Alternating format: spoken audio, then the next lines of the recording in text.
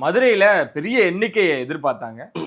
விஜயகாந்தோட பிறந்தநாள் ஒரு பக்கம் இருந்தாலுமே கூட, விஜய் அவர்கள் வச்ச காரணம் இங்க பாருங்க. விஜயகாந்த் இதுக்கு முன்னாடி பண்ண மாநாட்டோட எண்ணிக்கைய இது வந்து ஈக்குவல் பண்ணும். அத மீறதுக்கு கூட வாய்ப்புகள் இருக்கு. அப்படிலாம் பேசப்பட்டுட்டு இருந்துச்சு. இந்த திடீர் தேதி மாற்றம், அத எப்படி சார் பண்ண போறாங்க?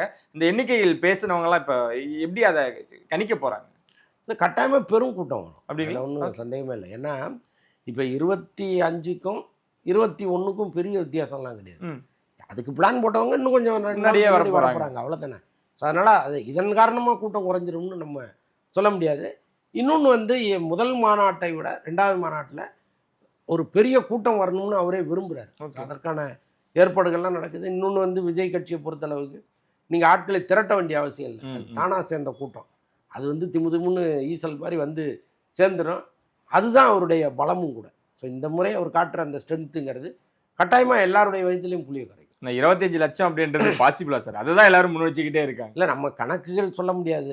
ஏன்னா இப்போ அந்த கணக்கு வந்து காவல்துறை ஒரு கணக்கு கொடுக்கும், பத்திரிகை ஒரு கணக்கு கொடுக்கும், கட்சிக்காரங்க ஒரு கணக்கு கொடுப்பாங்க. அது எது உண்மைன்னு யாருக்குமே தெரியாது. ஏன்னா தளத்திலேயே உட்காந்து என்னவா என்னவா முடியும்? முடியும் அது கிடையாது. ஸோ அப்படி இருக்கும்போது 25 லட்சமா 50 லட்சமா 30 லட்சமா எதுவுமே தெரியாது. அவங்களுக்கு ஒரு கணக்கு இருக்கு. ஒரு 30 லட்சம் பேர் வந்தால் நல்லா இருக்கும்னு அவங்க நினைக்கிறாங்க. வருமா அப்படின்னா இந்த நிமிஷம் வரைக்கும் விஜய்க்கு இருக்கிற அந்த வரவேற்பும் எழுச்சியும் அப்படியே தான் இருக்குது. இது எங்கேயுமே வந்து குறையல. எப்படி முதல் மாநாட்டுக்கு வந்து அவர் மீது ஒரு நம்பிக்கை வச்சு அந்த கூட்டம் வந்துச்சு, அந்த கூட்டம் இன்னும் அங்கே தான் இருக்குது. ஸோ அப்படி இருக்கும்போது கட்டாயமாக வந்து அந்த கூட்டம் சேரும்.